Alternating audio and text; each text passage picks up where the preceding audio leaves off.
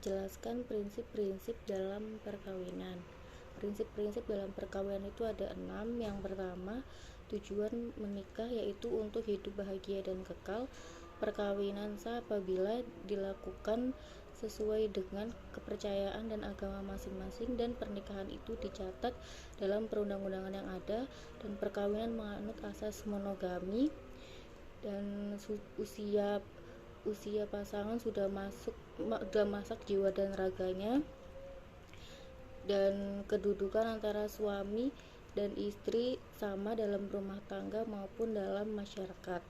Bagaimana hukumnya perkawinan beda agama? Yang pertama, perkawinan laki-laki muslim dengan wanita musyrik. Apabila ada laki-laki muslim menikah dengan wanita musyrik atau non-Islam atau wanita ahli kitab, ini menurut para ulama fikih dilarang dan diharamkan pernikahan ini. Dan yang kedua, perkawinan laki-laki muslim dengan wanita ahli kitab. Menurut mayoritas ulama, perkawinan laki-laki muslim dan wanita ahli kitab ini diperbolehkan. Sekalipun mayoritas ulama berpendapat bahwa laki-laki Islam menikahi wanita ahli kitab itu boleh, tetapi terdapat perbedaan pendapat. Yang pertama, menurut Imam Syafi'i, Hanafi, Hambali, dan Maliki adalah menurut pandangan Syafi'i, Hambali, Hanafi, dan Maliki pernikahan itu adalah makruh. Dan yang kedua, menurut pandangan sebagian madhab Maliki yaitu Ibnu Qasim dan Khalil, perkawinan tersebut diperbolehkan secara mutlak. Menurut Al-Zarkasyib berpendapat bahwa pernikahan ini disunahkan apabila wanita ahli kitab diharapkan masuk Islam. Dan yang ketiga, perkawinan wanita muslimah dengan laki-laki non-muslim. Para ulama telah bersepakat bahwa wanita muslimah tidak bisa dan diharamkan menikahi laki-laki non-muslim atau laki-laki ahli kitab. Jelaskan konsep makwani an-nikah atau perkara yang menghalangi perkawinan, baik yang bersifat makwani mu'abbadah, penghalang selamanya, maupun makwani ghairu mu'abbadah, penghalang sementara, dan jelaskan urutannya. Yang pertama, makwani mu'abbadah atau penghalang selamanya. Yang pertama, karena hubungan nasab, contohnya ibu atau ayah, saudara perempuan, anak perempuan, saudara perempuan, ayah atau ibu. Dan yang kedua, karena persemendaan, contohnya ibu tiri, anak tiri, menantu.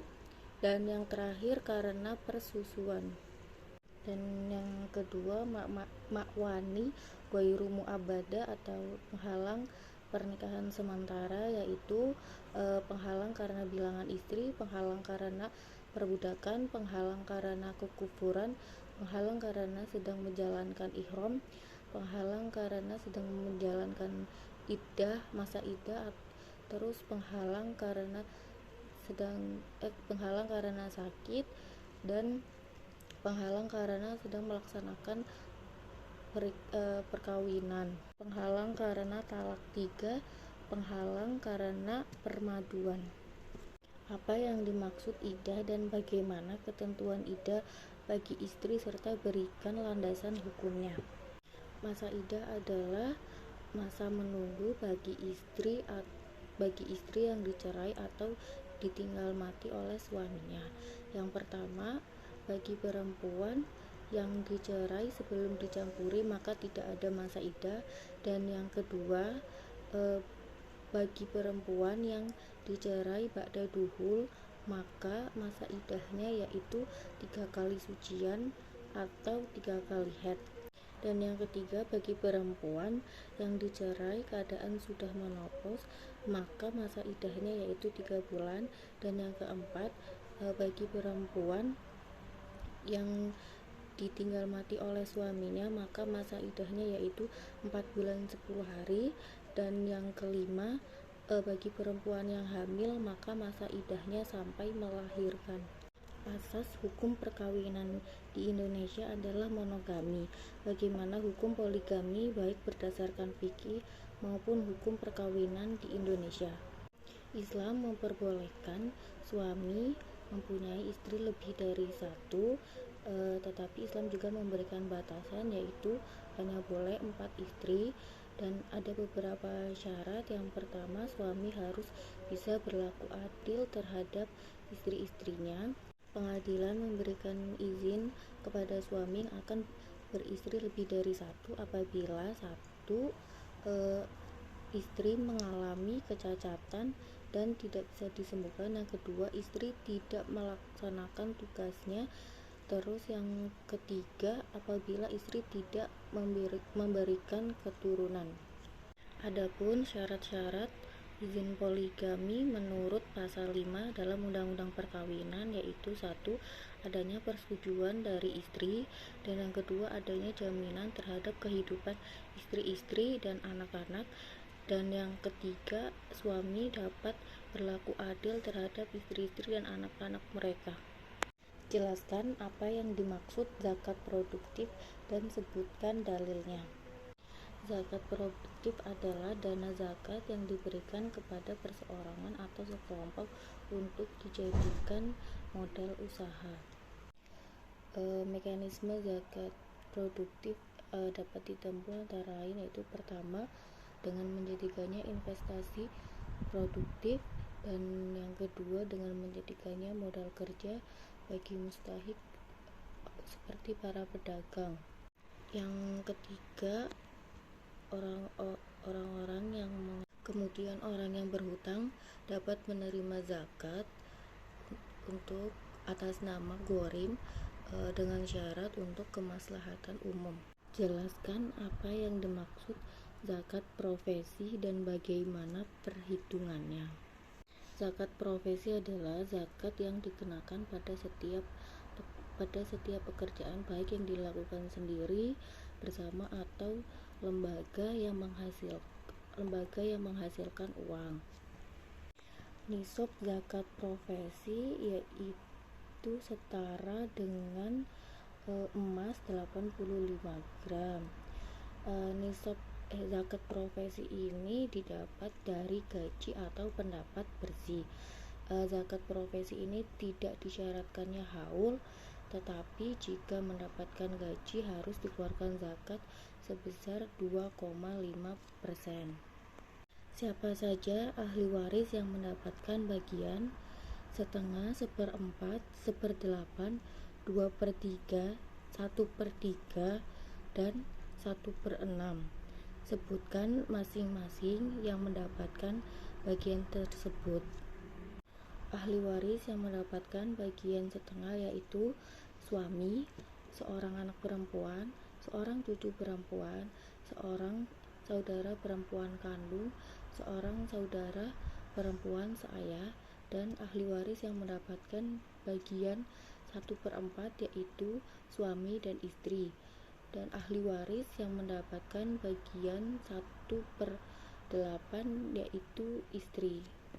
Ahli waris yang mendapatkan bagian 2/3 yaitu 2 cucu perempuan atau lebih, 2 anak perempuan atau lebih, 2 saudara perempuan seayah atau lebih, 2 saudara perempuan sekandung atau lebih. Ahli waris yang mendapatkan bagian 1/3 yaitu ibu, saudara seibu, atau 2 saudara seibu atau lebih. Ahli waris yang mendapatkan bagian 1/6 yaitu saudara perempuan seayah, saudara seibu, terus cucu perempuan, kakek, nenek, ibu, dan ayah. Apakah yang dimaksud dengan ahli waris asobah? Asobah adalah ahli waris yang mendapatkan sisa setelah diambil bagian yang pasti atau furud. Asobah dibagi menjadi 3. Yang pertama, asobah bin nafsi, yaitu karena dirinya sendiri. Yang pertama, anak laki-laki, cucu laki-laki, ayah, kakek, saudara, saudara laki-laki sekandung, saudara laki-laki seayah. Anak laki-laki, saudara laki-laki sekandung, anak laki-laki, saudara laki-laki seayah. Paman sekandung dengan ayah, paman sebapak dengan ayah. Anak laki-laki sekandung dengan ayah, anak laki-laki sebapak dengan ayah, laki-laki yang memerdekakan budak. Asobah bil ghairi adalah ahli waris perempuan yang menjadi asobah karena terhalang laki-laki. Yang pertama, anak perempuan menjadi asobah karena adanya anak laki-laki, cucu perempuan menjadi asobah karena adanya cucu laki-laki, saudara perempuan sekandung menjadi asobah karena adanya saudara laki-laki sekandung, saudara perempuan seayah menjadi asobah karena adanya saudara laki-laki seayah. Asobah ma'al ghairi adalah ahli waris saudara perempuan sekandung atau seayah yang menjadi asobah karena adanya anak atau cucu perempuan. Sebutkan sebab-sebab seseorang mendapatkan warisan dan sebab-sebab yang menghalangi seseorang mendapatkan warisan. Sebab seseorang mendapatkan warisan yaitu ada 3. Yang pertama, karena pernikahan, 2 karena nasab, dan 3 karena wala memerdekakan budak. Sebab seseorang terhalang mendapatkan waris yaitu karena murtad, ahli waris beda agama, pembunuh, dan budak. Menurut keputusan hakim, yang menjadi terhalang menjadi ahli waris yaitu karena mencoba membunuh atau menganiaya berat pewaris, dan yang kedua memfitnah pewaris telah melakukan kejahatan dengan hukuman 5 tahun penjara atau lebih. Bagaimana ketentuan wasiat wajibah dalam hukum Islam? Wasiat wajibah adalah wasiat yang ditetapkan oleh perundang-undangan yang diberikan kepada anak atau orang tua angkat yang tidak menerima wasiat dari anak atau orang tua angkat yang telah meninggal dan tidak lebih mendapatkan 1/3 bagian dari peninggalan harta waris. Dan yang penerima wasiat wajibah ini ada 2, yaitu anak atau orang tua angkat. Jelaskan apa yang dimaksud dan sebutkan syarat rukunnya berdasarkan Undang-Undang Nomor 41 Tahun 2004 tentang wakaf. Wakaf adalah memisahkan harta benda sebagian untuk digunakan dalam jangka waktu tertentu atau selamanya guna keperluan ibadah atau kesejahteraan umum menurut syariah Islam. Unsur-unsur wakaf dapat dilaksanakan jika sudah mencapai unsur-unsur wakaf, yaitu wakif, orang yang mewakafkan, nadir, orang yang menerima wakaf, ikrar wakaf, harta benda wakaf, peruntukan harta wakaf, jangka waktu wakaf. Wakif adalah pemilik harta benda wakaf secara sah. Wakif terdiri dari 3, itu perseorangan, organisasi, badan hukum. Syarat wakif perseorangan harus memenuhi beberapa syarat, yaitu balik berakal, terus tidak terhalang oleh badan hukum, terus pemilik sah harta benda. Sedangkan syarat wakif organisasi yaitu apabila sudah mencapai ketentuan dari wakaf organisasi, dan badan hukum juga apabila sudah mencapai ketentuan dari wakaf badan hukum.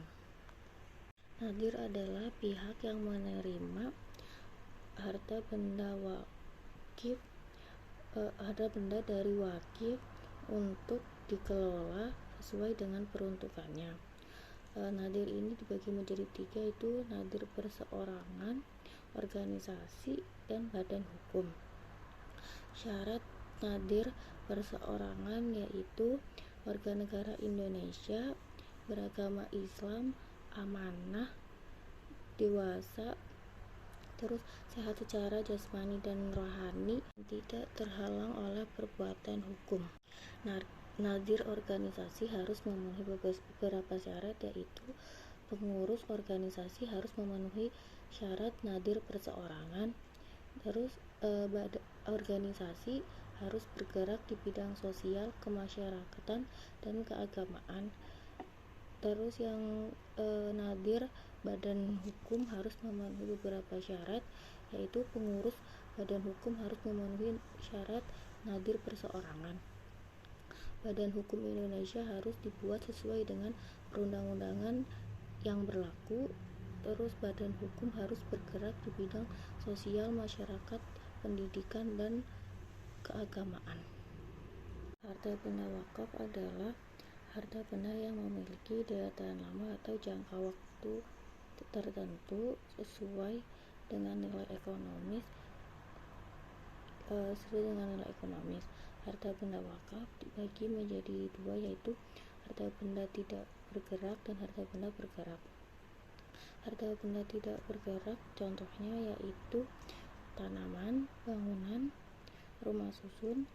Contoh yang termasuk harta benda bergerak yaitu uang, logam mulia, surat berharga, hak atas intelektual, hak sewa, dan harta benda bergerak lainnya. Ikrar wakaf adalah pernyataan wakif baik lisan maupun tulisan kepada nadir untuk mewakafkan harta benda miliknya. Wakif melakukan ikrar wakaf kepada nadir di hadapan PPAIW dan disaksikan oleh sekurang-kurangnya oleh 2 orang saksi. Saksi harus memenuhi beberapa syarat. Yang pertama, balik, berakal sehat, tidak terhalang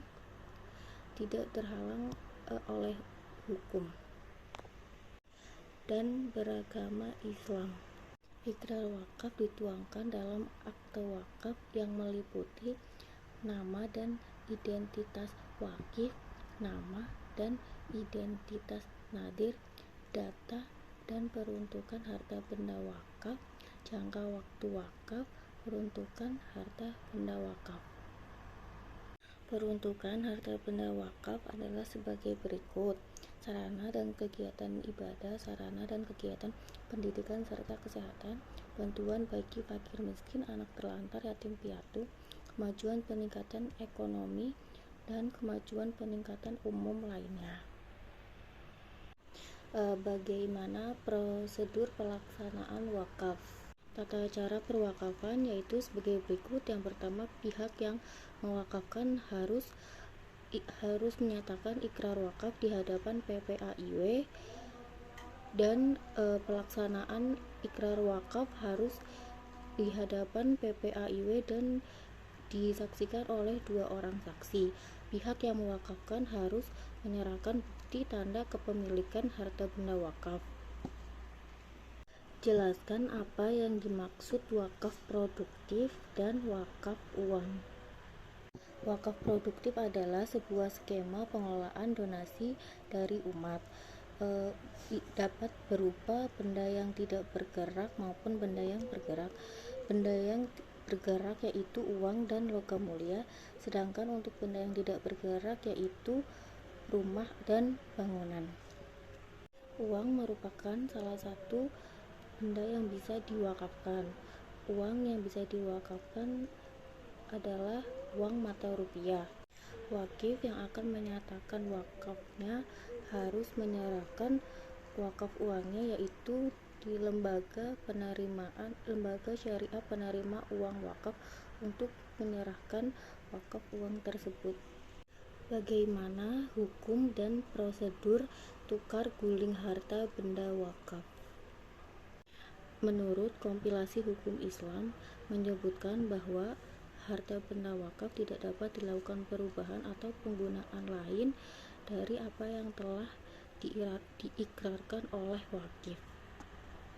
Berdasarkan Undang-Undang Nomor 41 Tahun 2004 tentang wakaf, apabila harta benda yang sudah diwakafkan tidak bisa dijadikan jaminan atau dialihkan sebagai peralihan hal lainnya.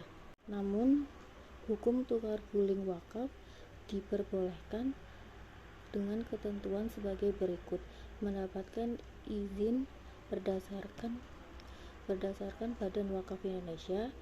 Izin dapat diterima dengan berbagai pertimbangan. Sebutkan macam-macam zakat mal beserta nisabnya. Macam-macam zakat mal yaitu emas, perak, logam mulia yang telah mencapai haul dan nisab. Untuk nisab emas yaitu 58 gram, setara dengan 58 gram emas, dan untuk perak yaitu 596 gram, dan untuk logam mulia setara dengan 58 gram emas. Kadar zakat ketiganya yaitu 2,5%. Uang dan surat berharga merupakan zakat uang yang telah mencapai haul dan nisab. Adapun nisabnya yaitu setara dengan 85 gram emas dan kadar zakatnya mencapai 2,5%. Begitu pula dengan zakat perniagaan yang telah mencapai haul dan nisab. Nisabnya setara dengan 85 gram emas dan kadar zakatnya 2,5%. Zakat pertanian, perkebunan, dan perhutanan apabila telah mencapai nisab dan haul. Nisab zakat perkebunan yaitu 653 kg gabah, sedangkan untuk kadar zakatnya itu berbeda. Jika dialiri menggunakan irigasi, zakatnya yaitu 5%. Jika menggunakan air hujan, zakatnya yaitu 10%. Zakat peternakan perikanan. Zakat yang dikenakan atas binatang ternak yang digembala di tempat pengembalaan umum dan hasil perikanan yang telah mencapai nisab dan haul. Untuk hewan ternak yang dipelihara dalam kandang maka masuk dalam zakat perniagaan. Nisab zakat peternakan dan perikanan adalah sebagai berikut. Untuk hewan ternak kambing, biri-biri atau domba maka nisabnya 40 sampai 120 ekor, haul 1 tahun, kadar zakatnya 1 ekor umur 1 tahun. Nisab 121 sampai 200 ekor, haul 1 tahun, kadar zakat 2 ekor. Dan selanjutnya setiap tambahan 100 ekor, kadar zakatnya tambah 1 ekor, umur 1 tahun. Adapun zakat hewan ternak sapi atau kerbau maka 30 ekor, haul 1 tahun, kadar zakat 1 ekor, umur 1 tahun. Nisab untuk 40 ekor, haul 1 tahun, kadar zakatnya 1 ekor, umur 2 tahun.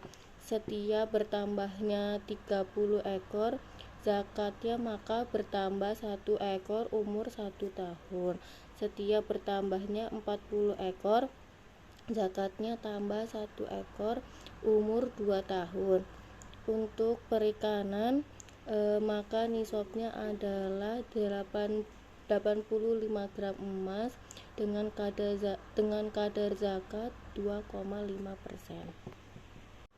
Sebutkan 5 rukun nikah dan syarat nikah yang wajib diikuti dalam Islam. Dalam Islam terdapat 5 rukun nikah yang telah disepakati para ulama dan wajib dipenuhi agar pernikahan dinyatakan sah. Berikut adalah 5 rukun nikah dalam Islam. Yang pertama, terdapat calon pengantin laki-laki dan perempuan yang tidak terhalang secara syar'i untuk melakukan pernikahan. 2. Calon pengantin perempuan harus memiliki wali nikah. Ketiga, pernikahan dihadiri oleh 2 orang saksi laki-laki untuk menyaksikan sah tidaknya pernikahan. 4. Diucapkannya ijab dari pihak pengantin perempuan. atau yang mewakilinya. 5. Diucapkannya kabul dari pengantin laki-laki yang mewakilinya. Selain rukun nikah, pernikahan dalam Islam juga harus memenuhi syarat-syarat nikah yang sudah ditentukan. Berikut ini syarat nikah yang harus diikuti dalam Islam. Yang pertama, kedua calon pengantin beragama Islam. Kedua, tidak menikah dengan mahram. 3. Wali nikah laki-laki. 4. Dihadiri saksi. 5. Sedang tidak ihram atau haji. 6. Bukan paksaan. Sebutkan tujuan pernikahan dalam Islam. Tujuan pernikahan dalam Islam: yang pertama, melaksanakan perintah Allah. Kedua, melaksanakan perintah Rasul. Ketiga, mencegah dari perbuatan zina. 4. Menyempurnakan separuh agama. 5. Mendapatkan keturunan. 6. Untuk membangun keluarga yang bahagia dan kekal. Jelaskan pengertian cerai dalam Islam dan sebutkan jenis-jenis cerai dalam Islam. Cerai dalam Islam adalah melepaskan status ikatan perkawinan atau putusnya hubungan pernikahan antara suami dan istri. Dengan adanya perceraian, maka gugurlah hak dan kewajiban keduanya sebagai suami istri. Artinya keduanya tidak lagi boleh berhubungan sebagai suami istri, misalnya menyentuh atau berduaan sama seperti ketika belum menikah dahulu. Islam memang mengizinkan perceraian, tetapi Allah membencinya. Itu artinya adalah bercerai adalah pilihan terakhir bagi pasangan suami istri ketika memang tidak ada lagi jalan keluar lainnya. Jenis-jenis cerai dalam Islam. Berikut ini adalah jenis-jenis cerai dalam Islam yang bisa dibedakan dari siapa kata cerai tersebut terucap. Cerai talak oleh suami. Perceraian ini yang paling umum terjadi ketika suami yang menceraikan istrinya. Hal ini bisa saja terjadi karena berbagai sebab. Dengan suami mengucapkan kata talak pada istrinya, pada saat itu juga perceraian telah terjadi tanpa perlu menunggu keputusan pengadilan. Namun ada beberapa bagian dari talak ini, yaitu 1. Talak raj'i. Pada talak raj'i, suami mengucapkan talak 1 atau talak 2 kepada istrinya. Suami boleh rujuk kembali dengan istrinya ketika masih dalam masa iddah. Namun jika masa iddah telah habis, maka suami tidak boleh lagi rujuk kecuali dengan melakukan akad nikah baru. 2. Talak bain. Talak bain ini adalah perceraian saat suami mengucapkan talak 3, sehingga istri tidak boleh dirujuk kembali. Suami boleh rujuk kembali jika istrinya telah menikah dengan lelaki lain dan berhubungan suami istri dengan suami yang baru, dan istri perlu bercerai dahulu dengan suami barunya dan menyelesaikan masa iddahnya. Yang ketiga, talak sunni. Ini terjadi ketika suami mengucapkan cerai talak kepada istrinya yang masih suci dan belum melakukan hubungan suami istri saat masih dalam keadaan suci tersebut. Keempat, talak bid'i. Suami mengucapkan talak kepada istrinya saat istrinya dalam keadaan haid atau ketika istrinya sedang suci namun sudah melakukan hubungan suami istri. Yang kelima, talak taklid. Pada talak ini suami akan menceraikan istrinya dengan syarat-syarat tertentu. Dalam hal ini, jika syarat dan sebab yang ditentukan itu berlaku, maka terjadilah perceraian atau talak. Selanjutnya yaitu mengenai cerai gugat. Pengertian gugat cerai: istri bisa melayangkan gugatan cerai kepada suaminya. Gugat cerai adalah istilah yang diberikan kepada istri yang mengajukan cerai kepada suaminya. permintaan cerai tersebut diajukan kepada pengadilan agama dan selanjutnya pengadilan yang memproses dan menyetujui atau menolak gugatan cerai tersebut. Meskipun keputusan cerai ada di tangan suami, jika pengadilan atau hakim menyetujui gugatan cerai dari pihak istri, maka hakim bisa memaksa suami untuk menjatuhkan talak pada istrinya. Dalam Islam, gugat cerai memiliki dua istilah, yakni fasak dan hulu. Fasak adalah lepasnya ikatan nikah antara suami istri dan istri tidak mengembalikan maharnya atau memberikan kompensasi pada suaminya. Sementara itu, hulu adalah gugatan cerai istri yang dimana dia mengembalikan harta atau maharnya kepada suaminya. Bagaimana hukumnya perkawinan beda agama? Hukum perkawinan beda agama berdasarkan fikih dijelaskan sebagai berikut. Yang pertama, perkawinan seorang wanita Islam dengan seorang laki-laki non-muslim, baik ahlu kitab atau musyrik. Para ulama fikih sepakat melarang dan mengharamkan pernikahan ini. Hal ini sebagaimana dilansir dalam firman Allah pada surat Al-Baqarah ayat 221. Bismillahirrahmanirrahim. Wala tankihul musyrikati hatta yu'min. Wala ummahu mu'minatu khairu min musyrikatin walau a'jabakum. Wala tumkihu musyrikina hatta yu'minu wala abadu mu'minu khairu min musyrikin walau a'jabakum.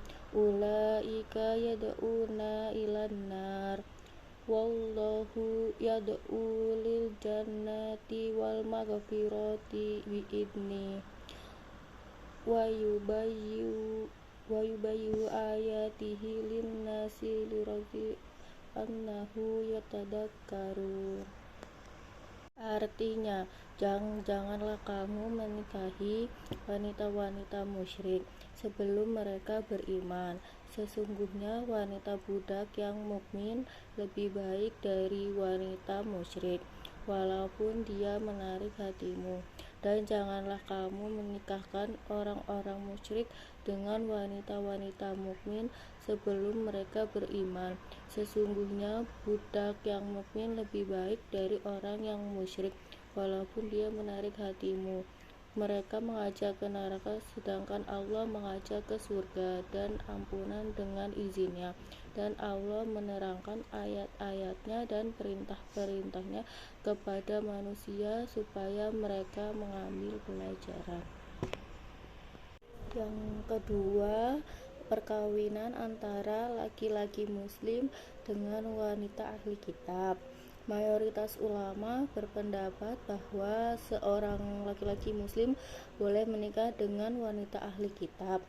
Hal ini didasarkan pada firman Allah dalam surat Al-Maidah ayat 5. Bismillahirrahmanirrahim. Al-yauma ahilal lakumut thayyibat wa ta'amul ladina utul kitaba ilul lakum wa ta'amukum hilul lahum wal mahsanatu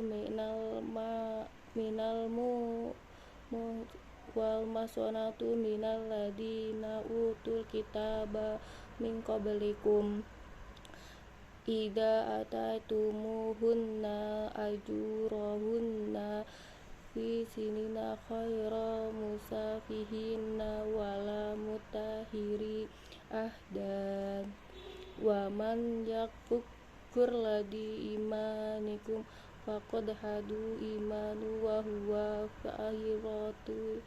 huwa akhirati minal khasirin. Artinya, pada hari ini telah dihalalkan bagimu yang baik-baik, makanan sembelihan orang-orang yang diberi Alkitab itu halal bagimu, dan makanan kamu halal pula bagi mereka, dan dihalalkan mengawini wanita yang menjaga kehormatan di antara wanita-wanita yang beriman, dan wanita-wanita yang menjaga kehormatan di antara orang-orang yang diberi Alkitab sebelum kamu. Bila kamu telah membayar mas kawin mereka dengan maksud menikahinya, tidak maksud dengan berzina, dan tidak pula menjadikannya gundik-gundik. Barang siapa yang kafir sesudah beriman, tidak menerima hukum-hukum Islam, maka hapuslah amalannya, dan ia di hari kiamat termasuk orang-orang yang merugi. Sekalipun mayoritas ulama pada dasarnya sepakat membolehkan laki-laki muslim menikahi wanita ahli kitab, namun dalam kebolehan tersebut juga terdapat perbedaan pendapat.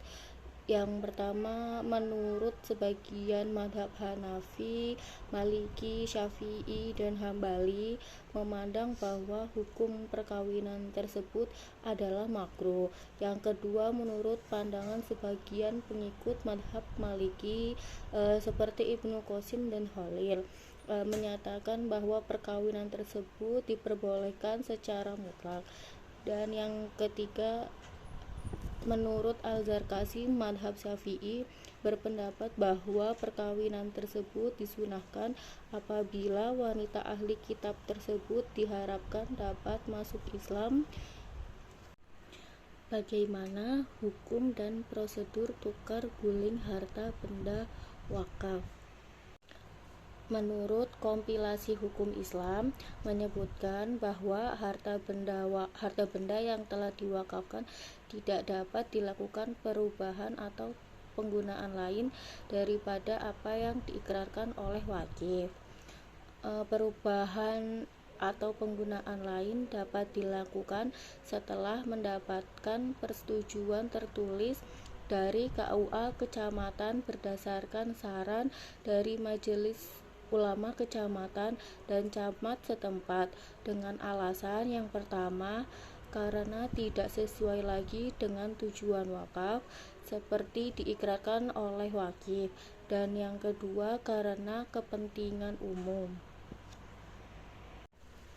Dan berdasarkan Undang-Undang Nomor 41 Tahun 2004 tentang wakaf, dijelaskan pada prinsipnya harta benda wakaf yang sudah diwakafkan dilarang untuk dijadikan jaminan, disita, dihibahkan, dijual, diwariskan, ditukar, atau dialihkan dalam bentuk pengalihan hal lainnya. Namun demikian, ada pengecualian apabila harta benda wakaf tersebut untuk kepentingan umum sesuai dengan Rencana Umum Tata Ruang atau RUTR berdasarkan ketentuan perundang-undangan yang berlaku dan tidak bertentangan dengan syariat. Jadi hukum tukar guling tanah wakaf adalah boleh dengan ketentuan sebagai berikut. Yang pertama, mendapat izin tertulis dari Menteri berdasarkan pertimbangan Badan Wakaf Indonesia. Yang kedua, izin dari Menteri dapat diberikan dengan pertimbangan sebagai berikut. Yang pertama, perubahan harta benda wakaf digunakan untuk kepentingan umum sesuai dengan RUTR. Dan yang kedua, harta benda wakaf yang tidak dapat dipergunakan sesuai dengan ikrar wakaf. Dan yang ketiga, pertukaran dilakukan untuk keperluan agama secara langsung dan mendesak. Dan empat, pengganti harta benda penukar memiliki sertifikat atau bukti kepemilikan sah sesuai dengan peraturan perundang-undangan. Dan yang kelima, nilai harta benda penukar lebih tinggi atau senilai dan seimbang harta benda yang diwakafkan. dan ditentukan oleh bupati atau wali kota setempat. Cara perhitungan nilai tukar harta benda wakaf adalah sebagai berikut. Yang pertama, harta benda memiliki nilai jual objek pajak lebih tinggi atau sekurang-kurangnya sama dengan NJOP harta benda wakaf, dan harta benda pengganti berada di wilayah yang strategis dan mudah untuk dikembangkan.